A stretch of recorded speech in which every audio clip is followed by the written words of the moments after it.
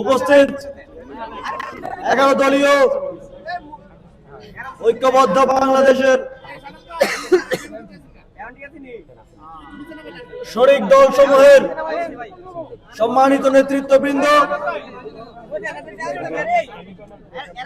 উপস্থিত জাতীয় নাগরিক পার্টির অঙ্গ সহযোগী সংগঠনের নেতৃত্ববৃন্দ, উপস্থিত প্রিয় ব্রাহ্মণবাড়িয়াবাসী, আসসালামু আলাইকুম। ব্রাহ্মণবাড়িয়া এই নামটি যখন বাংলাদেশের জনগণ শোনে,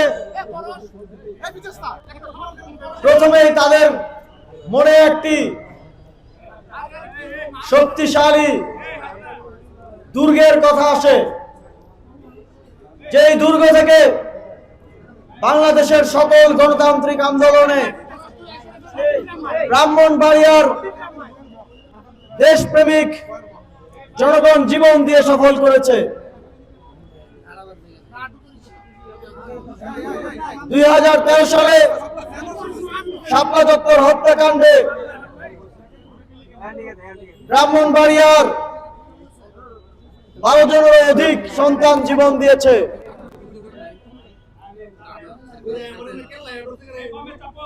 2020 সালে 2021 সালে আধিপত্যবাদের বিরুদ্ধে মোদী বিরোধী আন্দোলনে শুধুমাত্র ব্রাহ্মণবাড়িয়া থেকে 17 জন শহীদ হয়েছেন।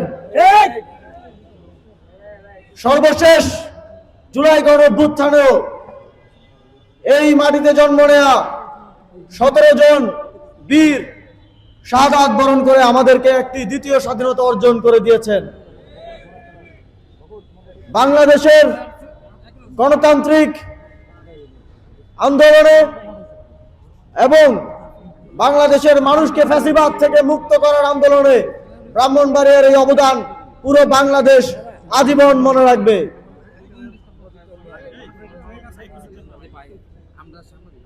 অথচ আমরা বিগত সময়ে দেখেছি,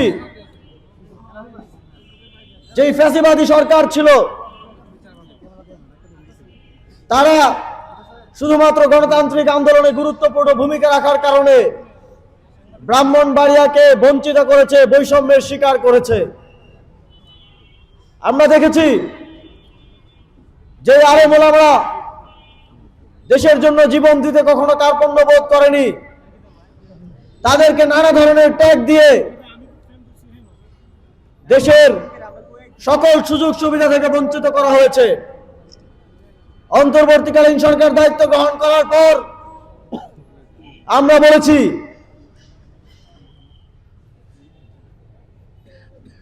আমাদের আলেম ওলামাদেরকে পেছনে রেখে বাংলাদেশ সামনের দিকে এগিয়ে যেতে পারে না।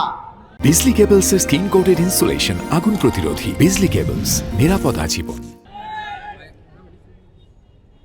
আমরা প্রথমেই হেফাজতে ইসলামের আন্দোলনে শাপলা চত্বরে যেই হত্যাকাণ্ড হয়েছিল, সেই হত্যাকাণ্ডের শহীদদের এবং আধিপত্যবাদ বিরোধী মোদী বিরোধী আন্দোলনে যারা শহীদ হয়েছিলেন তাদেরকে রাষ্ট্রীয় স্বীকৃতি দেওয়ায় গুরুত্ব আরোপ করেছি। আলহামদুলিল্লাহ, আপনাদের সকলের সহযোগিতায় আমরা সেটা করতে সফল হয়েছি। যারা দেশের জন্য জীবন দিয়েছে তাদের কাছে অর্থটা গুরুত্বপূর্ণ নয়, তাদের কাছে গুরুত্বপূর্ণ স্বীকৃতি এবং যথাযথ সম্মান। আল্লাহর রহমতে আমরা সেটা দিতে পেরেছি। সংগ্রামী বন্ধুগণ, যে 11 দলীয় জোট এই নির্বাচনের মধ্য দিয়ে বাংলাদেশের ভবিষ্যৎ গড়ার জন্য ঐক্যবদ্ধ হয়েছে, তার পক্ষ থেকে আমি বলতে চাই,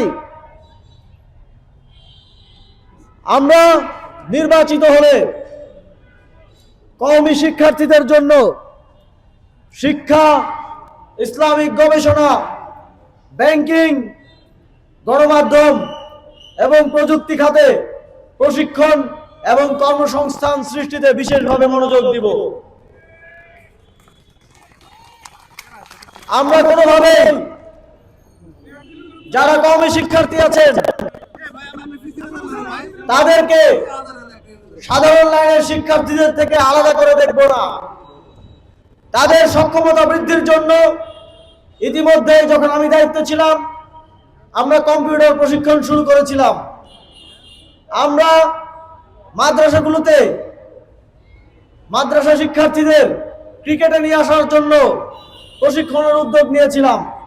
আমরা মনে করি দেশের এই অত্যন্ত গুরুত্বপূর্ণ এবং দেশপ্রেমিক জনগোষ্ঠীকে পেছনে রেখে বাংলাদেশ সামনের দিকে এগিয়ে যেতে পারবে না। আমাদের এই কার্যক্রম আরো জোরে সোরে অব্যাহত থাকবে। সংগ্রামী বন্ধুগণ, আপনারা জানেন যে জাতীয় পে স্কেল করার জন্য যে কমিশনকে দায়িত্ব দেওয়া হয়েছিল তারা তাদের প্রস্তাব উপস্থাপন করেছেন। আমরা 11 দলীয় ঐক্যজোটের পক্ষ থেকে সেই প্রস্তাবকে সমর্থন জানাই। সেই প্রস্তাবে সিনিয়র পেশ ইমামদেরকে 5ম গ্রেড, পেশ ইমামদেরকে 6ষ্ঠ গ্রেড, ইমামদের 9ম গ্রেড, মুয়াজ্জিন প্রধান মুয়াজ্জিনদের 10ম গ্রেড এবং সাধারণ মুয়াজ্জিনদের 11তম গ্রেড, খাদিম প্রধান খাদিমদের 15তম গ্রেড এবং যারা মসজিদ মাদ্রাসার নিরাপত্তা প্রহরী এবং পরিচ্ছন্নতা কর্মীর দায়িত্বে থাকেন তাদেরকে 20তম গ্রেডে বেতন দেওয়ার কথা প্রস্তাব করা হয়েছে। আমরা 11 দলীয় জোট এবং জাতীয় নাগরিক পার্টির পক্ষ থেকে এই প্রস্তাব দ্রুত বাস্তবায়নের আহ্বান জানাচ্ছি।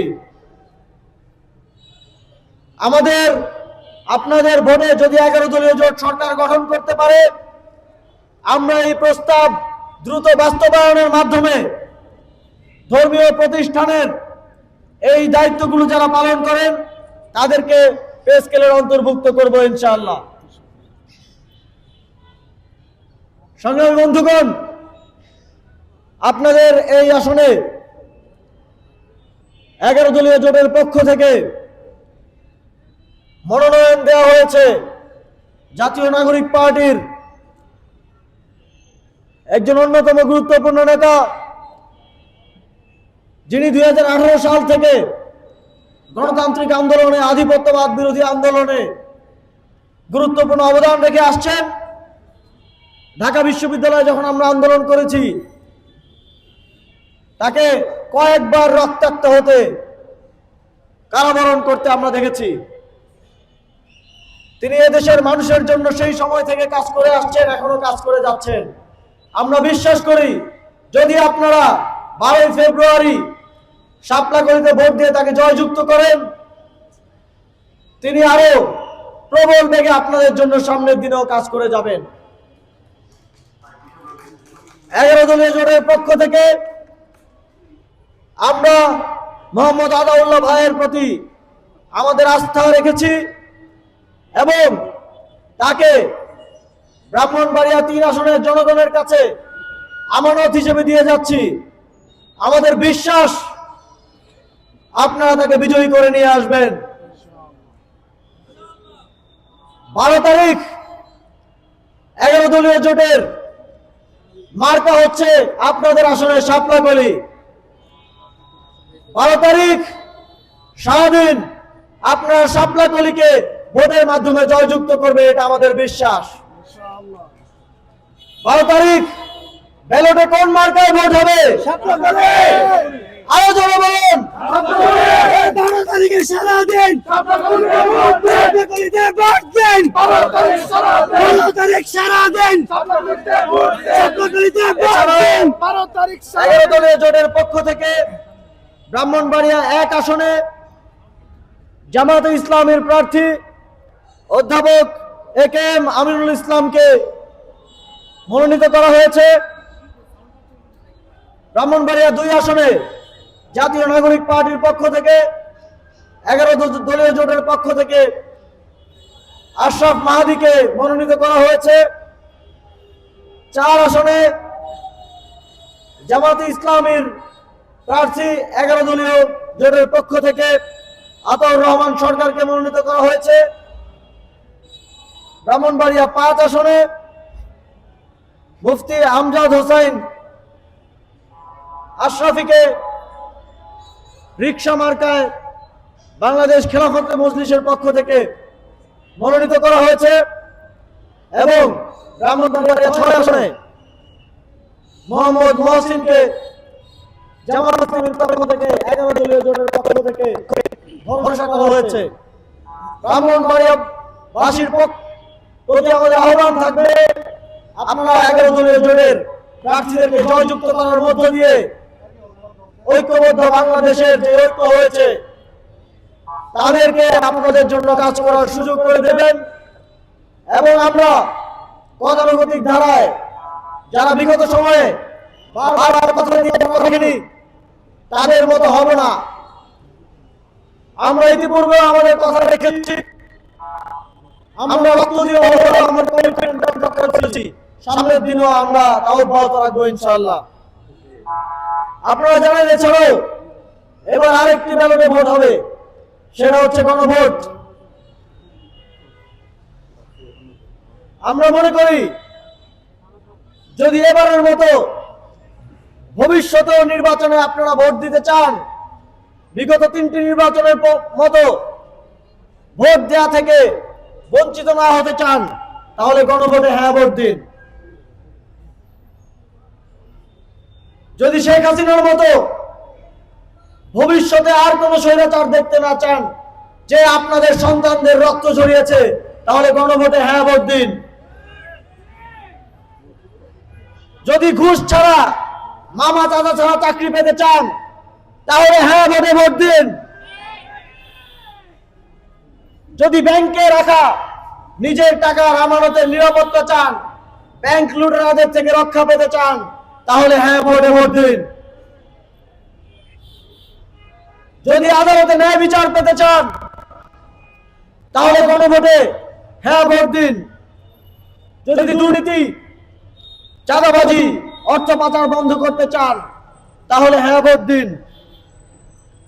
যদি চাঁদা না দিয়ে ব্যবসা করতে চান, আপনার কষ্টের অর্জিত টাকা অন্য কাউকে যদি না দিতে চান, তাহলে হ্যাঁ ভোটে ভোট দিন। যদি মা বোনদের ইজ্জতের নিরাপত্তা চান, আমরা দেখছি একটি দলের নেতারা আমাদের মা বোনদের বিবস্ত্র করার ঘোষণা দিচ্ছে। যদি তাদের থেকে রক্ষা পেতে চান, তাহলে গণভোটে হ্যাঁ ভোট দিন। যারা আমাদের মা বোনদের নিরাপত্তার প্রতি হুমকি হওয়ার দুঃসাহস দেখাবে, 11 দলীয় জোট বাংলাদেশের জনগণকে সাথে নিয়ে তাদের কালো হাত ঘুরিয়ে দেবে ইনশাআল্লাহ। সংগ্রামী বন্ধুগণ, আপনাদের সকলকে আজকের এই জনসভায়, পথসভায় উপস্থিত হওয়ার জন্য এবং এই পথসভা সফল করার জন্য ধন্যবাদ জানাচ্ছি এবং উপস্থিত 11 দলীয় জোটের সকল সম্মানিত নেতৃবৃন্দকে ধন্যবাদ জানিয়ে আমার বক্তব্য শেষ করছি। আমাদের আবারও দেখা হবে ইনশাআল্লাহ 12 তারিখের পর শাপলাকলির বিজয়ের মিছিলে ইনশাআল্লাহ। আমাদের বিশ্বাস আপনারা মোহাম্মদ আতাউল্লাহকে শাপলাকলিতে ভোট দিয়ে নির্বাচিত করে আপনাদের কাজ করার সুযোগ করে দিবেন। আসসালামু আলাইকুম।